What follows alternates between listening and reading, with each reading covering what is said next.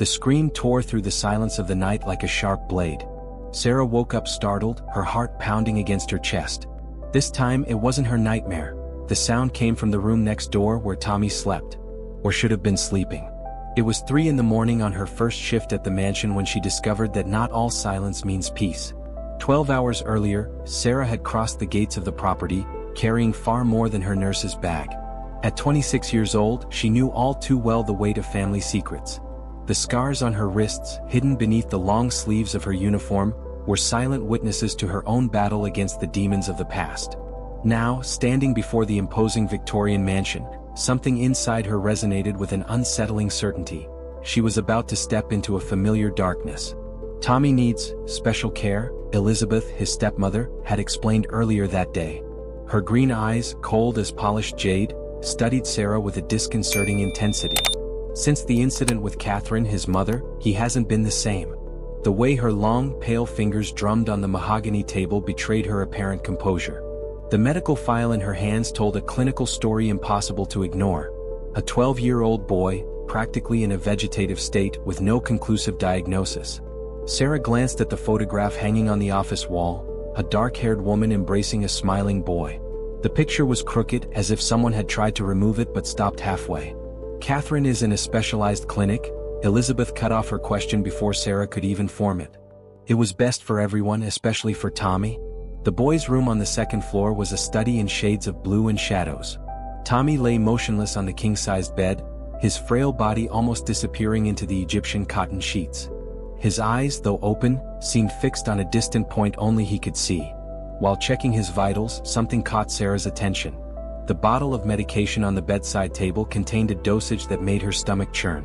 After 5 years working in intensive care, she knew that medication, and that amount would be enough to knock out an adult. Dr. Richards personally adjusts his medication, Elizabeth commented, appearing silently behind her. He's been taking care of Tommy forever. He's an old family friend.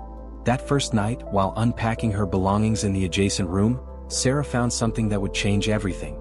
Hidden between the pages of a worn children's book, an old cracked screen phone still worked. The messages on it were a silent cry for help. "Mom, I need to tell you. She's doing something to my meds. I'm scared." And now, at 3 in the morning, Tommy's scream cut through the night like a long-suppressed plea for help. Sarah rushed to his room, knowing this was just the beginning. Somewhere on the first floor, she heard hurried footsteps, Elizabeth probably coming upstairs. Sarah knew, with a certainty that weighed on her chest, that she had stumbled upon something far greater and darker than a simple medical case. The walls of that mansion held secrets, and Tommy, in his forced silence, was the key to all of them. Sarah felt the weight of the choice she would have to make. It was no longer just about caring for a patient. It was about delving into the shadows of a family willing to do anything to keep their secrets buried. And this time she couldn't just look away. Sarah found Tommy trembling in his bed, silent tears streaming down his pale face. His eyes, usually vacant, were focused and terrified. Elizabeth appeared at the door, her silk robe billowing like a restless shadow. "He has these episodes sometimes," Elizabeth said, her voice controlled but tense. "Dr. Richards left extra medication for situations like this." She moved toward the medicine cabinet, but Sarah was already by Tommy's side, gently holding his hands. "Let me try without medication first," Sarah suggested, her professional tone masking the growing concern in her chest. To her surprise, Elizabeth hesitated before nodding and stepping back to the door, where she remained watching. Sarah began speaking softly to Tommy, telling simple stories about the stars visible through the window. Gradually the tremors. The boy's tremors subsided. His eyes, still alert, locked onto hers with an intensity that made her heart clench. When Elizabeth finally left the room, convinced the situation was under control, Tommy gripped Sarah's hand with surprising strength. His lips moved, forming words that were barely audible. "File, drawer, hers." The next morning, Sarah found the mansion in its daily ritual. The housekeeper, Mrs. Parker, was preparing breakfast in the spacious kitchen, her face marked by years of guarded secrets. Tommy was different before, she murmured as she arranged the tray.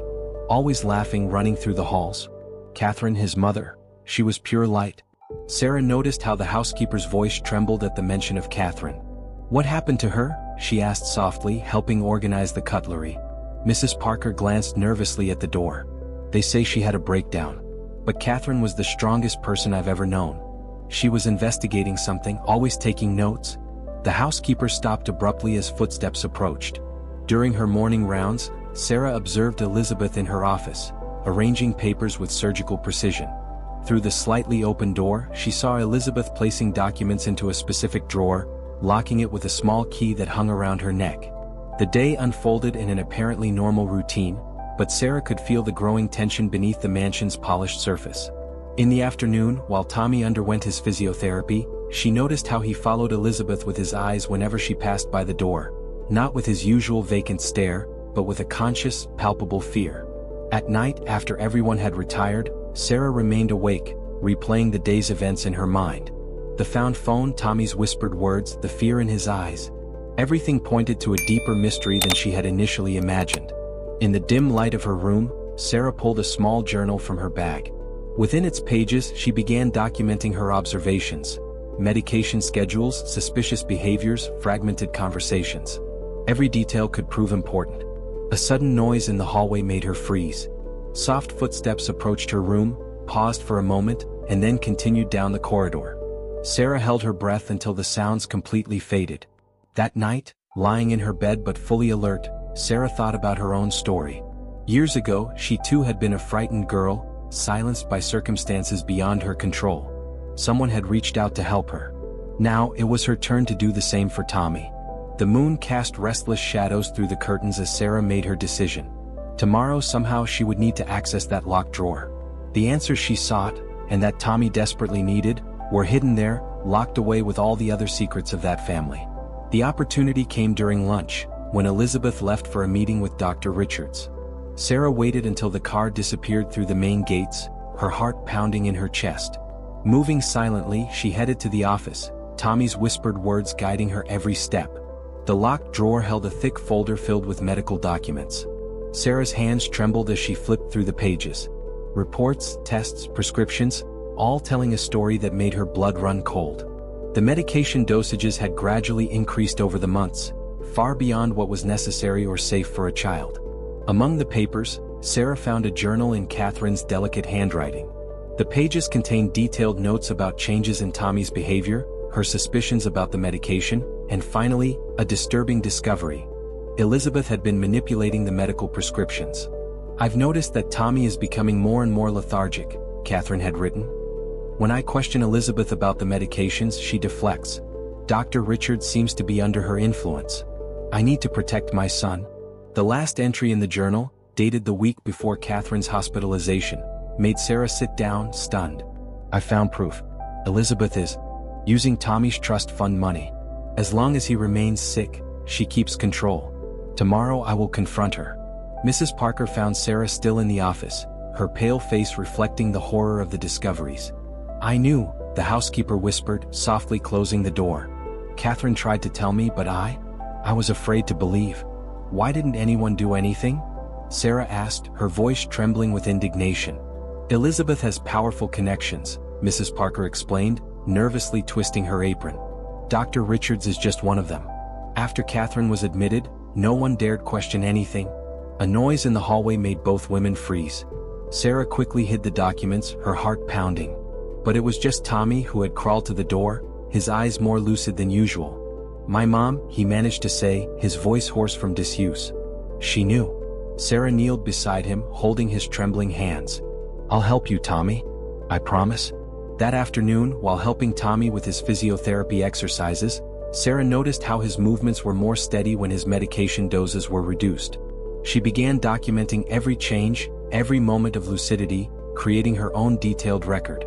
Night fell over the mansion like a heavy cloak. Sarah stayed by Tommy's bed until he fell asleep, watching his young face finally at peace. In the silence of the room, she made a silent promise, not only to Tommy but also to Catherine. The truth would come to light. In her own room, Sarah began planning her next steps. She needed to be careful. Elizabeth was powerful and shrewd. A false move could not only ruin any chance of helping Tommy, but also put Catherine in greater danger. Tommy's old phone now seemed more valuable than ever. Sarah hid it in a new spot, along with copies of the documents she had found. Each piece of the puzzle fit into a story of greed and manipulation that needed to be exposed. Sarah thought about Catherine, a mother who had risked everything to protect her son. Now, it was her turn to finish what Catherine had started. The truth was there, hidden in the shadows of the mansion, waiting to be revealed. The truth has its own weight. Sarah felt this weight on her shoulders as she watched Tommy during breakfast, each spoonful of cereal a small victory.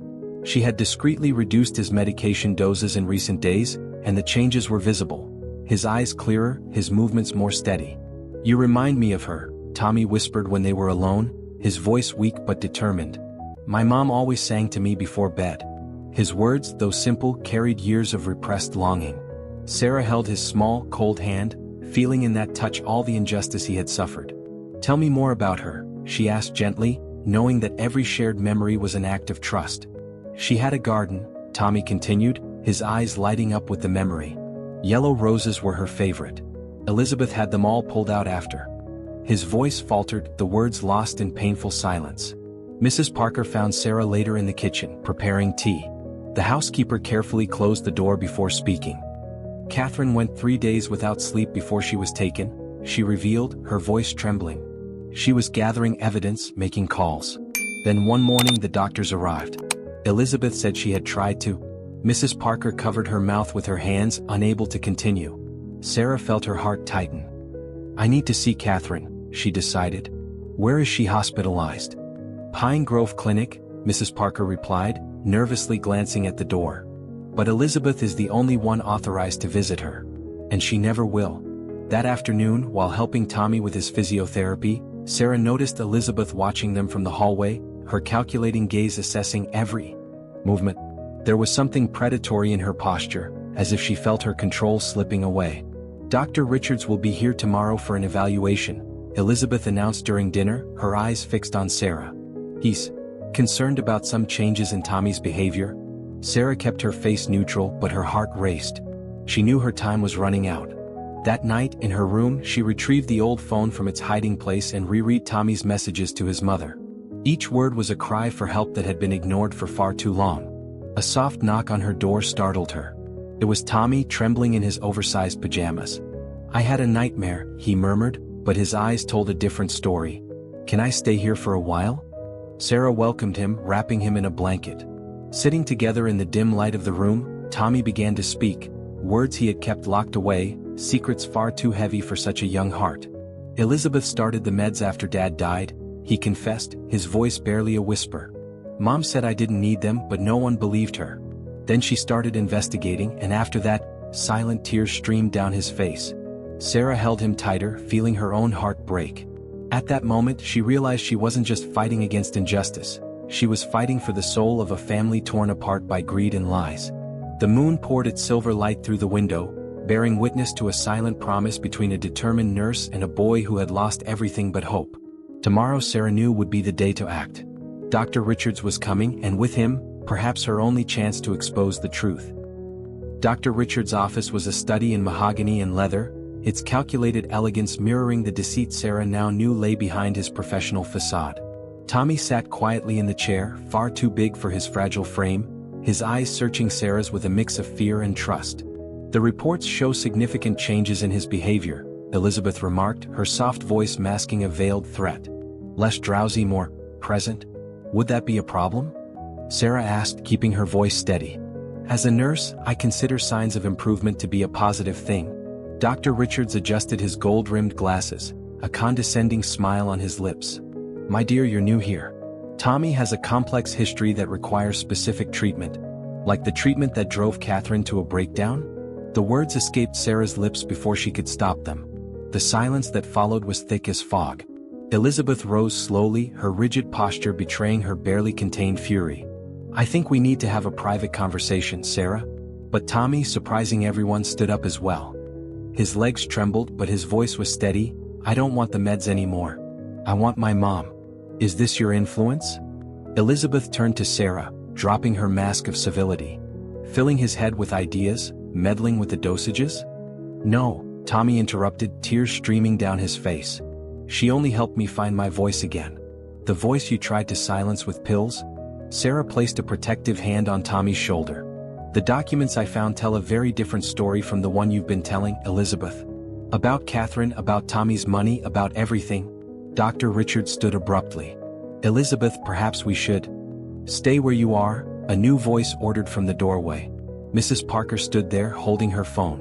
"The police are on their way. And she's not alone." Catherine stepped into the room, her eyes brimming with unshed tears.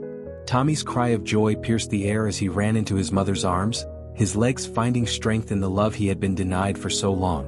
"How?" Elizabeth stammered, all color draining from her face. "Mrs. Parker never stopped visiting Catherine," Sarah explained, feeling the weight of the past days transform into relief.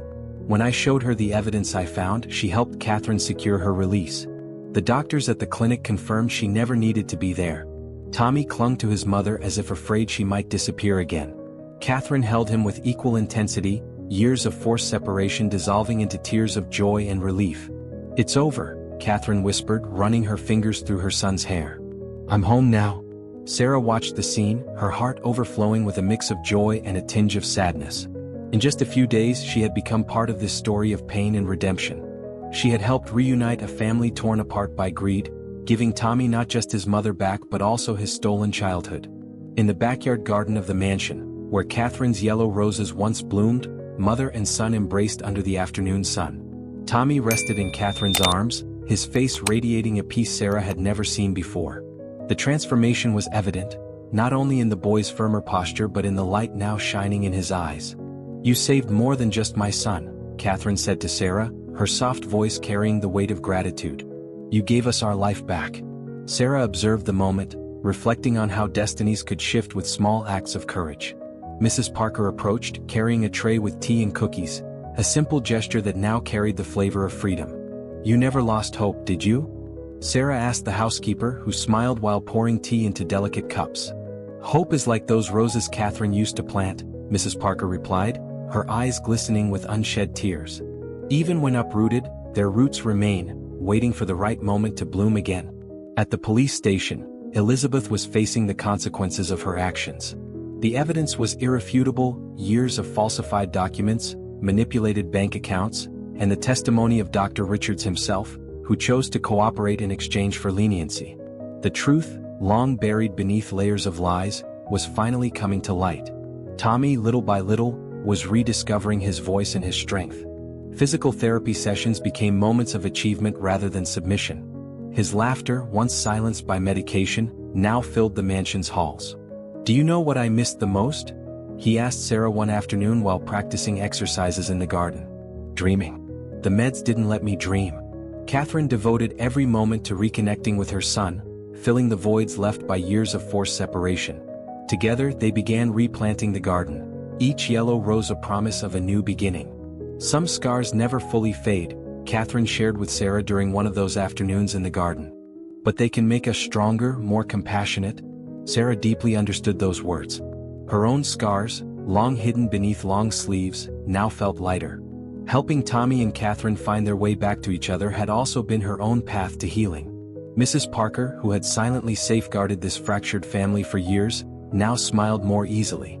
Her favorite recipes once again filled the kitchen with their comforting aroma, and mealtimes became moments of genuine connection. "Family isn't just about blood," she said one day while teaching Tommy how to make his favorite chocolate cookies. "It's about the people who choose to stay, who choose to fight for you when you can't fight for yourself." The mansion, once a place of shadows and secrets, was slowly transforming. Heavy curtains were replaced with airy fabrics that let the light in. The once silent hallways now echoed with conversations and laughter. A month had passed since the truth came to light. The mansion, once a place of shadows and secrets, now pulsed with a different energy. Morning sunlight streamed through the windows unobstructed, illuminating a breakfast shared between mother and son, a simple ritual they had been denied for so long. "I'm going back to school next semester," Tommy announced, his voice firm and clear, so different from the hesitant whisper of weeks before. Catherine smiled, her eyes glistening with restrained tears of joy. Sarah watched the scene from the kitchen doorway, her heart overflowing with a mix of joy and a tinge of anticipated longing. Her mission here was coming to an end, but the impact of this family on her life would be permanent. "You've taught us something precious," Catherine said to Sarah that afternoon as they walked through the newly planted garden. "Sometimes we need the strength of others to find our own courage." The yellow roses were beginning to bloom, small buds of hope emerging from the turned soil.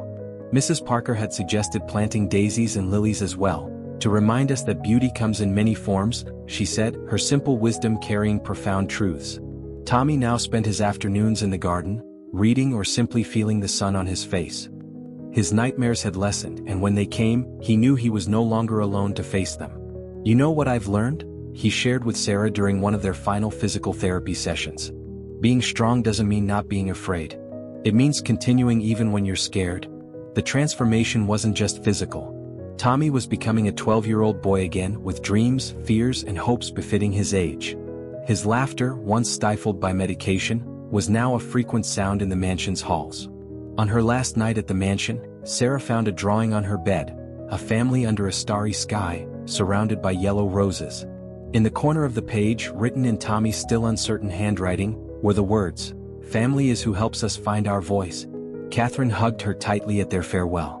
"Some people come into our lives for a reason," she whispered. "You didn't just save my son. You reminded us of the power of truth and love." Mrs. Parker, her eyes brimming with tears, handed Sarah a box of her famous chocolate cookies. "To remind you that there's sweetness even after bitterness," she said, her voice full of affection. Sarah left at dawn, carrying much more than memories. Her own scars, once marks of pain, now told a different story, one of healing, courage, and transformation. The mansion faded into the distance, but her heart felt light. Through the taxi window, she saw Tommy and Catherine in the garden, waving. The yellow roses swayed gently in the morning breeze, living symbols that even in the deepest shadows, light finds its way. Dear friends who followed this story until now, I hope it touched your hearts as much as it touched mine in telling it. If you connected with this journey of courage, love, and redemption, leave your comment below. Don't forget to like and subscribe to the Soul and History channel for more stories that explore the depths of the human heart. Together, we can continue discovering that the most powerful stories are the ones that remind us of our inner strength. See you in the next story.